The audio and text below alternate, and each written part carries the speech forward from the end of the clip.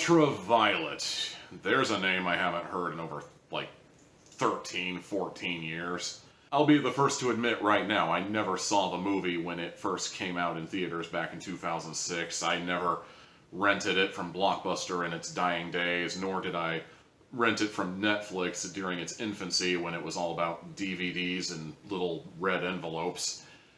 But I was definitely aware of Ultraviolet, if only because they advertised the crap out of that movie back in the day. The weird part about it, though, is that movie came out around the same time the Aeon Flux movie had come out.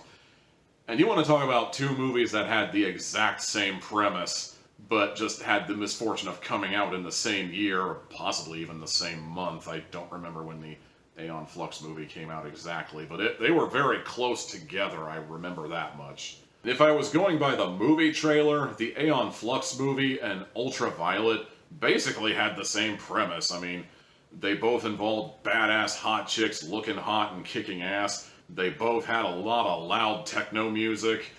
They were both very blue. I mean, it's like they might as well be the same movie according to trailer logic, right? Of course, I suspected that if you actually go and see both movies, you would find that they had nothing in common outside of the fact that the protagonist is a hot chick who kicks ass, because, let's be honest, Aeon Flux is fucking weird, and believe me, I could make an entire video on how I feel about Aeon Flux. Not just the movie, but like the entire franchise as a whole. And hey, maybe if enough people comment or click the like button, I might actually do that. Hint, hint, engage with me, please! In the meantime, though, I will say this. This is the first time I watched two movies to get enough review material for one review, because I wanted to prove to myself that this theory was correct, that these were two movies that had nothing in common with each other outside of the fact that the lead was a hot chick who kicked ass, and, weirdly enough, it turned out that these two movies have way more in common than even I was aware of.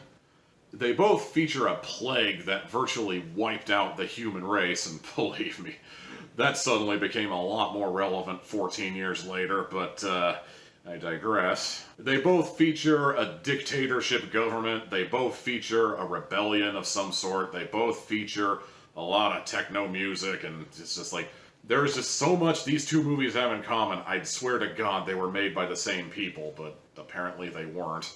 Honestly, the worst thing I could say about the Aeon Flux movie is that I was never really all that huge on Aeon Flux, and I guess you'd have to be a fan to like the original movie more, so I abandoned the idea of doing a comparison. But then you get to Ultraviolet, and what the hell was Ultraviolet's excuse for being this bad?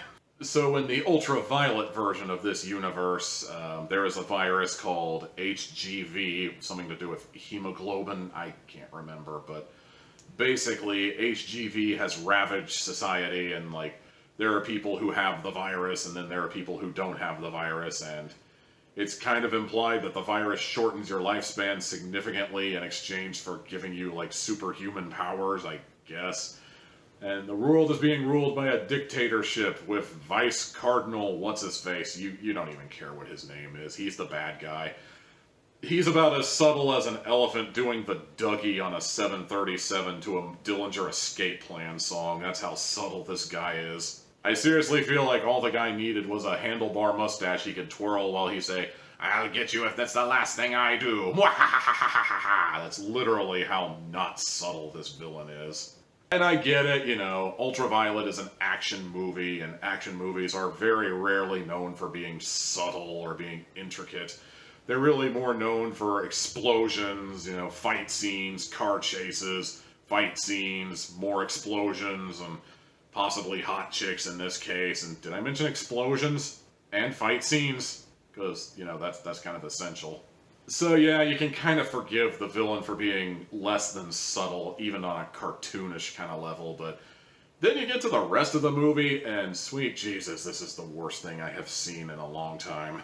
No wonder this movie drifted into obscurity. Good God, this movie just felt like a chore to get through. I've seen my share of action movies where the plot feels secondary, but even then, those movies put up more of an effort to tell a story.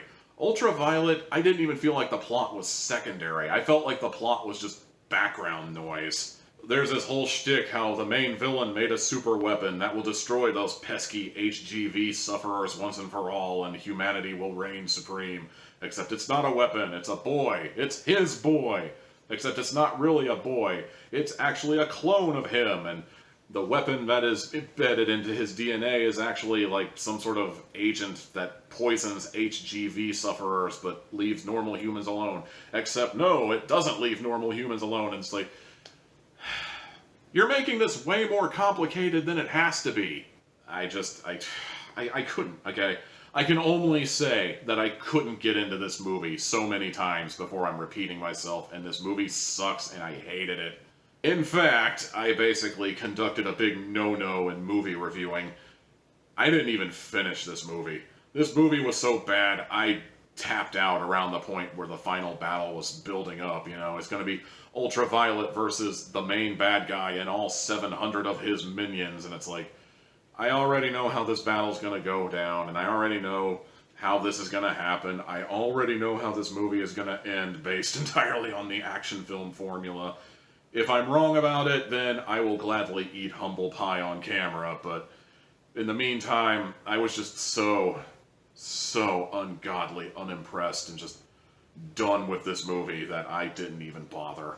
As a matter of fact, I'm even going to recommend that anybody else who likes watching movies don't even bother, because this movie is just... 1 hat out of 4.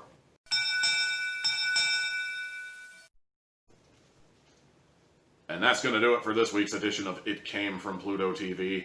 Join us next time when I review something that's hopefully better. In the meantime, like, comment, subscribe, ring the bell to show that you mean it. And if you want to hear me talk about Aeon Flux in another video, by all means say so in the comment box, because I could always use more things to make videos about. I mean, it's not like I'm going anywhere, right? Until next time.